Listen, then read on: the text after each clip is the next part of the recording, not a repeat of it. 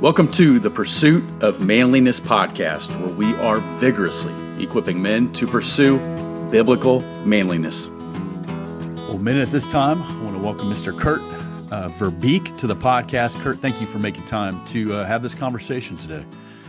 A pleasure to be here.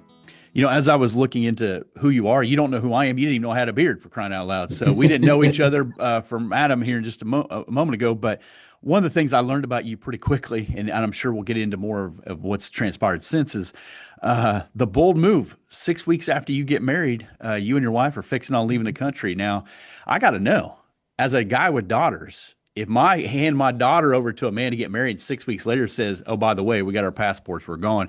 How did that conversation go with the in-laws to say we're fixing on leaving here?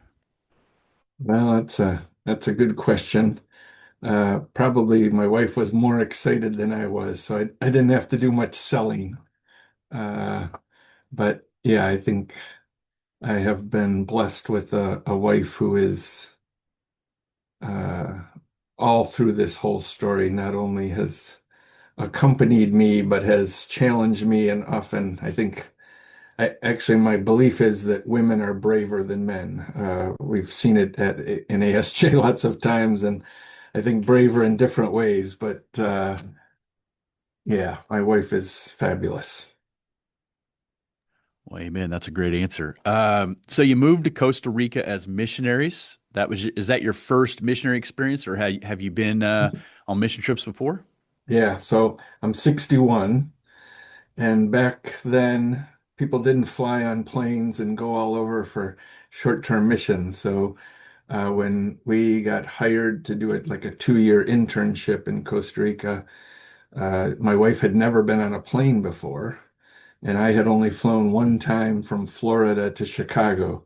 So yeah, it's very different world than like young kids now who are going on mission trips all over. We had very little experience in flying or in life and traveling the world. So yeah, it was exciting and a little scary at the same time. The country or the flying? No, I don't think we were afraid of the flying. We had just graduated from college, just got married, Okay. and actually, we lived with a family for our first 9 months in a tiny little house in Costa Rica. So it was all a little, looking back on it, I'm not sure I would recommend it for anyone, but it turned out well. I'm so thankful for the people that have allowed my wife and I to reside with them in a season of transition as you try to get your sea legs and figure out Yeah. which way is up. But I'll be fair with you, honest. I don't know a lot about Honduras. I know some people that have gone there and things. The only thing I know about Honduras is what I've seen them do when it comes to soccer. That's it. So I'm completely ignorant. 2 years later, you guys are going to Honduras. How did you end up doing that? So it was with the same organization. So we did a 2-year, it was an internship in Costa Rica. And then 2 years later, they had a full-time job for Joanne and I in Honduras. And we loved what we were doing. We loved Central America. We learned Spanish really fast. We liked it. And we're like, oh, let's. So it was just another 2 years. So we signed up for two. Now we're going on 40 years there. So those two, we had no expectation we were going to spend the rest of our life there. Now, when most people move to a place, they're looking at schools and neighborhoods, and safety is somewhere at the top.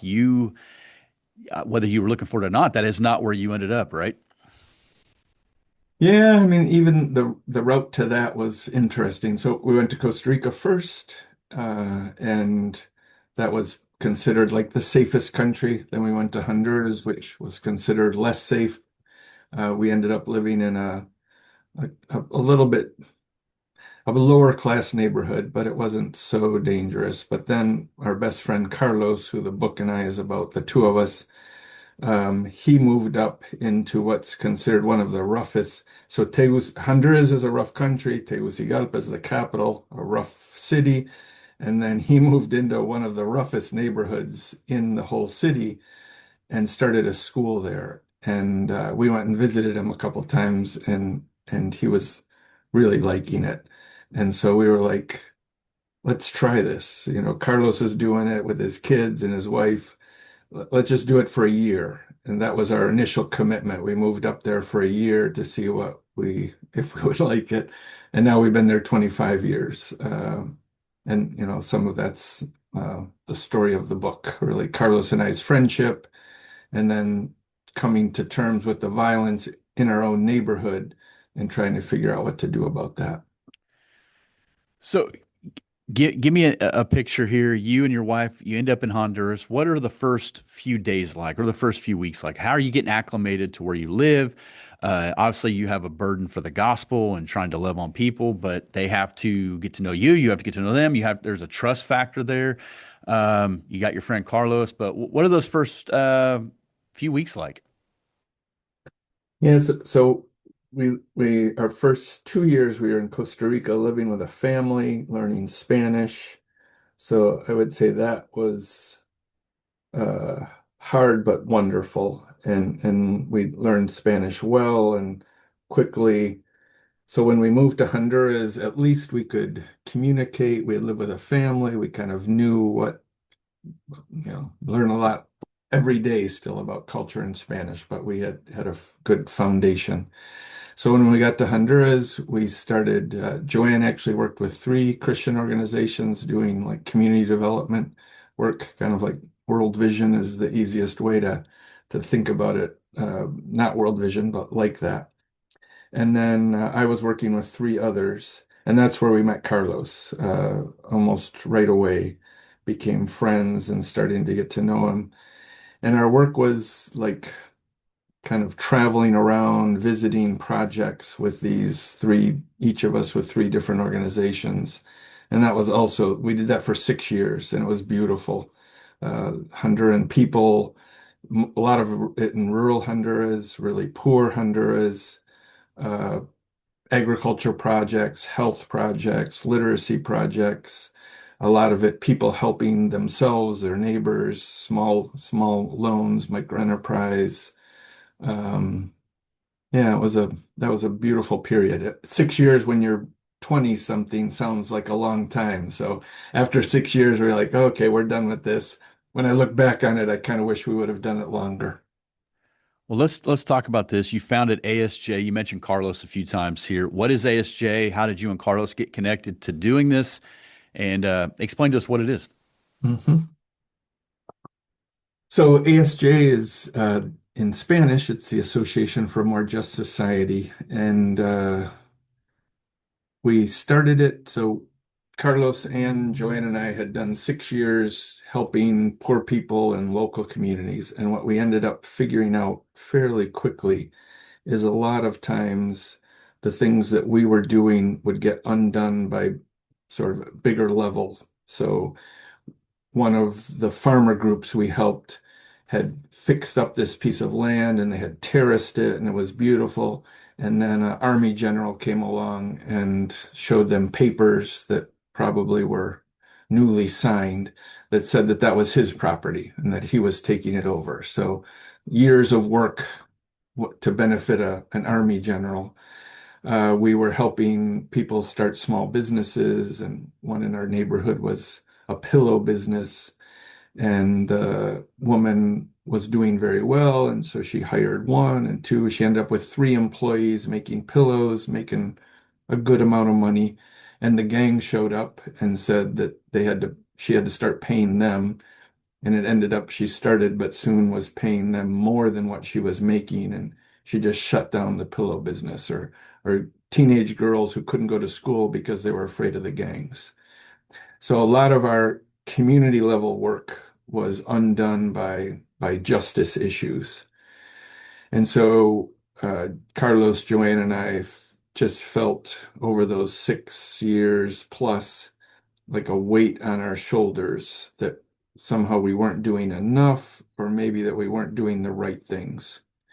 And so 27 years ago, we started this organization called the Association for a More Just Society. And our mission statement is we want to be brave Christians trying to make the Honduran system, especially justice, work for the most vulnerable. So those are the 3 pieces. And I think I can give you some examples in a minute, but the brave Christians piece, I think is interesting because when you talk, I never hear people talking about that. I think if you go out on the street and you ask people in Michigan or Chicago or New York, like describe Christians, and they'll say nice and loving and caring and compassionate, maybe like hypocritical, some negative stuff too. But I don't think you'll get a single person that would say brave. I don't even hear sermons about that. But if you look at the life of the prophets, the life of Jesus, the life of the apostles, like brave, right? Like going where they know that they're going to be killed, they're going to be persecuted, uh, carrying messages that were challenging to the people in power.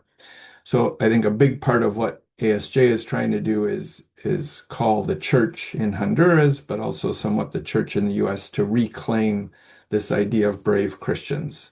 Um, and then we're trying to get the Honduran system to work, and usually that's the second piece. If the public schools in Honduras are messed up and a short-term missions groups, they're like, why don't we start a little Christian school here? Or why don't we start a little health center? Because the public system isn't working. And what we're trying to do is, can we get the public system to work? There are millions of dollars the Honduran government is spending on schools and healthcare and policing. And can we get the police to do their work, especially for the most vulnerable? So that was our vision 27 years ago, to try and be brave Christians. One of the things through the years that we have done in Tribe is we have a challenge every once in a while called the Pocket Dump. We just have guys show us what they carry on themselves every day, from keys to wallet to chapstick, whatever. One of the things that's always interesting is their knife. Now, depending on what they do for a living or what's allowed based on their employment, some men carry a knife, some men don't carry a knife, but it's always interesting to see how they talk about their knife, especially if it's one of value. There's the cheaper knives that we carry and we don't mind losing them, or if TSA takes them, that's fine. Then there's the other knives. And that's what olive knives are. They're the other knives. They're the knives that you would pass down to the next generation. I was looking today before I cut this promo that they just started in 2024, and they say they remain dedicated to pushing the boundaries and developing premium class knives. From conceptualizing on a piece of paper to launching our very first blade, we are proud to have created something that will truly outlive and outlast for generations to come. And I'll be honest, that's how I look at this knife. The knife I carry is the Lenta. This is a knife that I'll pass on to my son. This is a knife that he'll have. I know it'll be in just as good a shape as it is right now. And it's a knife that will have a story. So if you're looking for a knife, consider oliveknives.com. Look in the show notes. There's a link in there. You can save money on your next order. That way they know you heard of them through the pursuit of manliness. You say that, I think of Acts chapter 4. I was looking up as you were talking, verse 31. After the believers were threatened, they prayed for boldness, and they had prayed, and they were all filled with the Holy Spirit and continued to speak the word of God with boldness. And so they didn't pray for the threats to go away. They prayed to be even more bold in the face of adversity and threats. And I think there's something about that charge. I think we like that idea. We love Braveheart. We love movies like that. I love Rocky. I love the idea of doing that until I get punched in the face. I think a lot of people love the idea of being brave, and we want to storm the gates of hell and all that, but we can't take it when our best friend tells us the truth about sin in our life. We fold. You're right. Christians aren't known for that, and that's one of the reasons why we have these conversations. As you're talking about the government over there, and naturally you realize that they need protection for safety, maybe more than aid for certain things. I'm always amazed at people who are boots on the ground, and they'll tell us perspectives about the people group they're trying to reach, and it's rarely what I think it is. You'll say, well, this is what they need more than they need this. I'm like, I had no idea. I had a missionary in Bolivia tell me that. He's like, I don't need backpacks. I need this. Like, oh, we'll stop sending you backpacks. So when you consider how Christianity is viewed over there with the government, the authorities, are they pro, against, like what you're trying to do? Are they antagonists? What's your feel there? Mhm. So Honduras is a much more Christian country than the US. So probably 95% of the population says they're Protestant or Catholic. So just about everybody's Christian.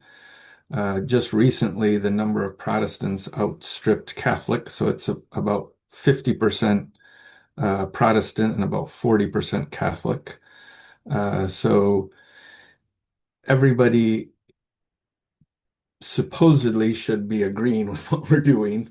But lots of what we end up doing is challenging the government in ways that they don't like. So some people call us a watchdog or a Christian watchdog organization. We're showing that the schools are broken, that the police is broken, and we'll give them ideas on how to fix it. And if they want, we will even help them fix it. But a lot of times they don't like anybody showing what's broken, that things aren't working, that the police are in bed with the drug traffickers, that our neighborhood has 50 homicides and the police never solved one of them. So those are the issues that we talk about. Again, I think you're right. Uh, People would say, these people are poor, so they need Jesus, and then maybe on top of that, like let's help them start a business. But you wouldn't, their first answer, and you wouldn't understand that the reason that they had started businesses and those businesses fell apart was because gangs were extorting them. And this is the third time they've started a business and the gangs keep showing up and they have to shut it down again. So like how it's living there, I think really that you understand, like going to church and going to Sunday school, but also having our kids grow up there, that we understand a lot better, still not the same, what everyday life is like for them. And that's how I think why we started. Carlos moved there, then I moved there. And it was a couple years later that we started ASJ because we saw what we had been doing was good, but it really wasn't fixing the problems that most affected them every day. One of the shows that I watch over here is To Catch a Smuggler. I'm always amazed at what people will do, the lengths they'll go to try to smuggle some kind of drugs into the country. And every country is different the way they approach this. But oftentimes what you find is gangs or drug lords or whatever have preyed on the vulnerable, people who need money, people who are in really dire situations. So it sounds like the people that you are trying to minister to, they would be very vulnerable in a lot of ways. But for you, it might be quite different. Have you had any experience where gangs or anyone like that has tried to threaten you or try to extort something from you? Uh, yeah, I'm trying to figure out how to jump into this story, but maybe I'll tell you two stories quickly, and if you want more info, we can go into more depth. So one of the first stories in the book is that our kids went to the school where Carlos was principal. And one morning they were going to school and they got turned around and sent right back home. And it was because one of the fathers of their classmates had been killed about a block from the school. And he was sold fruits and vegetables out of a pickup truck. He was pulling out at about 4 a.m. to go, resupply his pickup. And three guys showed up with ski masks and took his money. And after they took his money, shot him and killed him for really no reason. And a little later, 2 days later, his wife showed up at Carlos's office, who was the principal of his kid's school, and says, I know who did it. I have 3 witnesses willing to tell you like who these guys are. They're neighbors right down the street. So Carlos comes to me that evening, late afternoon evening, and says, what do we do? Like, we know who these guys are. They're neighbors. And so he called a couple friends. We got on the phone right there. And everybody said, don't go to the local police station because you don't know if those local cops will end up telling the gang members who killed him and they'll come after you or they'll come after the witnesses or if they'll go and arrest them. So over the next few weeks, we knew who these guys were. We were trying to make the connections to get them arrested. And it wasn't going well. It wasn't basically nobody knew who we could trust. And after a few weeks, these guys killed an off-duty cop. And then there was a huge response. 2 of them were arrested and one of them was killed in the aftermath. And Carlos and I, a few days later, were sitting drinking tea. And we were like, these 3 guys were really bad. Not only did they kill our kid's classmate's dad, they killed X and Y and Z. And I was like, I didn't know about X and Y and Z, but I knew about A, B, and C. And they had killed 13 men after we knew who they were. And so like, what do we do? Right? Like, we felt terrible. Like, lots of them were murders like that. They seemed to enjoy killing because they would steal from someone, there would be no resistance, and they would just shoot them in the head, sometimes in front of their wives and kids. And so Carlos and I figured out, like, what the problem was is we didn't know who to trust. So, and if we didn't know, the community people didn't know who to trust. They didn't know if they could trust the police. So we said, what if we could find a Christian who was a cop, or a Christian ex-cop, and a Christian lawyer, and we could bring all of these cases from our neighborhood to someone that we trusted, and then we could build trust, and the cop would know who was the good cops and the bad cops. The cop would know how to bring the case to the right people. And that's what we did. We ended up hiring basically a private investigator for poor people and a lawyer. And they ended up starting to investigate homicides in our neighborhood. We had 50 some homicides when we started, and 3 years later we had 8. So we brought the violence way down. People couldn't go to church at night. Kids didn't go to high school because they were afraid. And afterwards, churches were back open, schools were open, kids were playing soccer in the street because they felt safe again. So that was in our own neighborhood. It was risky. It was scary because if people figured out what we were doing, they could have gone after us. But yeah, grace of God didn't happen. And then, should I jump into the second story? Hey, it's about you, not me. You go with it, Kurt. So basically, after all of that happened, 2-3 years later, Honduras had the highest homicide rate in the world. So Honduras had a homicide rate of 90 per 100,000. So for every 100,000 population, the homicide rate was 90. So Honduras looked like our neighborhood used to look. And we're like, well, we kind of knew how to fix that. Maybe we could do something at the national level. And we ended up pulling together the top leadership of the Protestant church, of the Catholic church, business leaders, university leaders, formed a big coalition. And we ended up calling for 3 years that the government need to purge the police because the police were infiltrated by drug traffickers. And when we ended up doing that, it didn't, the president, people in charge said no, but after 3 years, they finally gave up. There's some more interesting things in the book about that, how that happened. But finally, the president called and he said, let's see if you have the cojones to actually purge the police. And so it ended up being 2 Protestant pastors who were on our board, 2 of our staff, Carlos was one of them, and then 2 people the government named. And they started reviewing all of the police, deciding who to fire.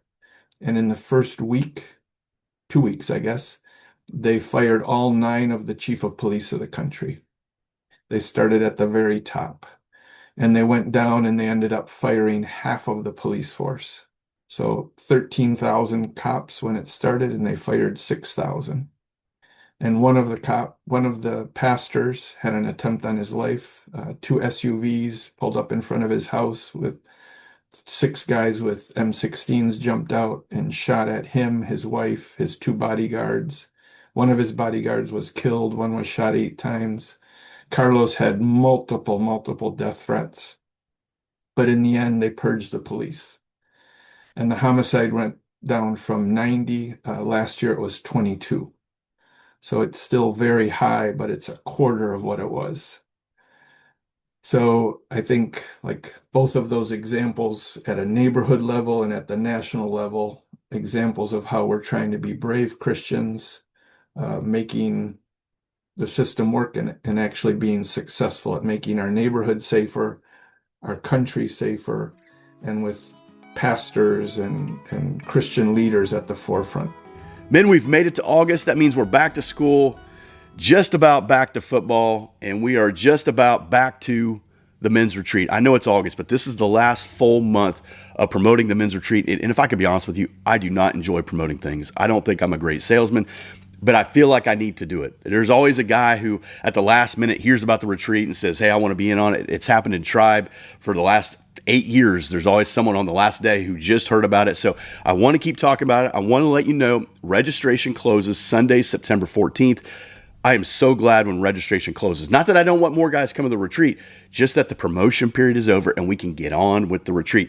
Now, it has to close on the 14th because I want to make sure everything is ordered, everything is in place. We got all of our ducks in a row before all you guys show up here in Indianapolis. So if you go to the website, thepursuitofmanliness.com, you can find the retreat. It's in the gear store. There's a lot of information. I even have the tentative schedule listed there. Some guys want to know, hey, what time do I need to be there? What time can I get out of there? There's things all weekend long. So if you want to stay all the way to church on Sunday, you are more than welcome to do that. Men do that every year, but we just want you to get to the retreat for $45.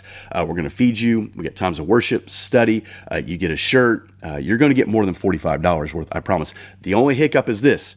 We don't house you. You're more than welcome to camp out on the property. Some people bring their RVs or they camp out in their car. You can stay in an Airbnb. There's tons of them in the Indianapolis area. Stay in a hotel, whatever you want to do. That's your call, but we just want you to get here. Reminder, Sunday, September 14th, registration closes. I hope to see you Friday and Saturday, October 3rd and 4th. Let's add it on Sunday too. And Sunday, October 5th. We hope to see you then. We would be remiss if we didn't reference the book that you keep referencing here. It's Ross Halprin's book, Bear Witness, The Pursuit of Justice in a Violent Land. Ross is writing about you and stuff. And did you know Ross before this happened? How did you know you were in a book? I knew that. Yeah. So I should say too, like this is Ross's book. We didn't commission it. Yeah. I don't agree with everything in it. Probably 90% I think he got right.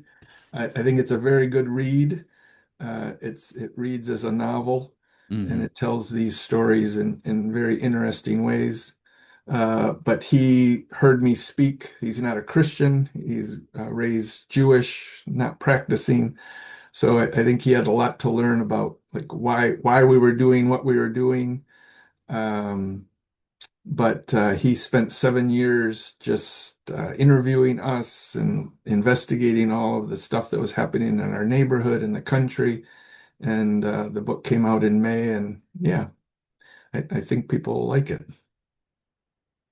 So depending on, we can't get way into this, I know, but depending on who is in power here in America, the president and all that, that will affect how the rest of the world views the U.S. And when it comes to immigration, when it comes to policies and all those things.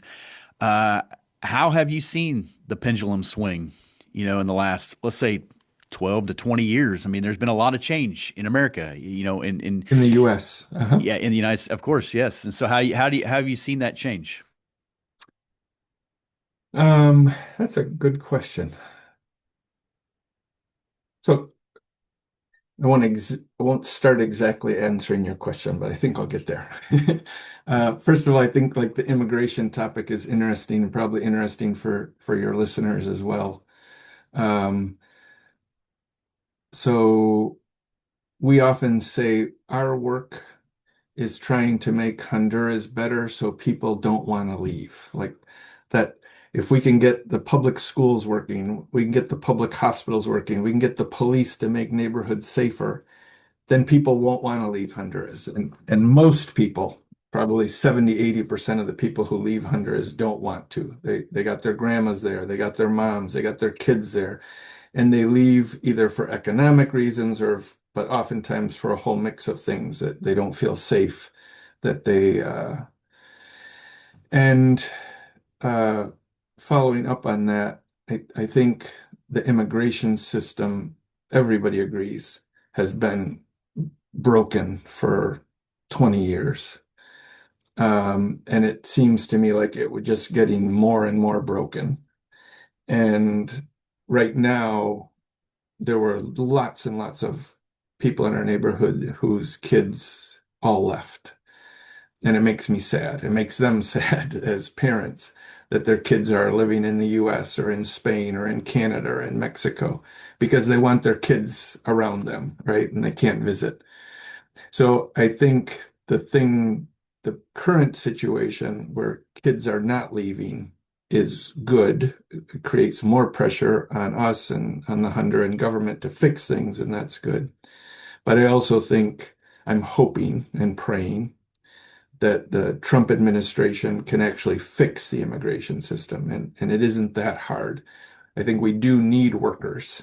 We need a way for workers to come in legally and hopefully I think short term, like people can get a 6-month contract and come and work in farms or golf courses or hotels, and then they should come back to Honduras and be with their families. And they want that. The Hondurans that I know would love to come to the US and work legally for a few months and go back. And I think largely Honduras is a country that really likes the US, is aligned with the US, but this current government is less so. So the people of Honduras love the US, but the current Honduran government is not friendly with the US. They're friendly with Venezuela, Nicaragua, Cuba. And so we're having elections in November, and I would love your listeners to be praying about that, because we are praying for clean and fair elections. But I think we're pretty convinced, I'm very convinced, that if the people are able to vote freely, that this government, this party who's in power, will be voted out. And I think we need a new party in power. Kurt, we're praying for clean and fair elections over here too. We can't figure that thing out. We thought we had it nailed down, but we really mucked it up. Hey, man, where could we send people to learn more about ASJ and the work that you guys are doing? Yep. So you can look up the book. We also have a website in English, asjus.org. So feel free to go there. It also has there's a piece of that website that talks about the book, has an interview with me and Carlos and the author. But yeah, also feel free to email me, kverbeek@gmail. I'll just put that right out there. Happy to hear from you. Kurt, thank you for making time and sharing your heart and the work that God's doing in Honduras, and certainly the book, Bear Witness, The Pursuit of Justice in a Violent Land. We'll put the link in the show notes for you men in the herd. We are going to continue that conversation over there. Thank you again for tuning into the Pursuit of Manliness podcast. Please like, comment, and share the show. Also, if you would leave an iTunes review, that would be greatly appreciated. And remember, keep pursuing biblical manliness.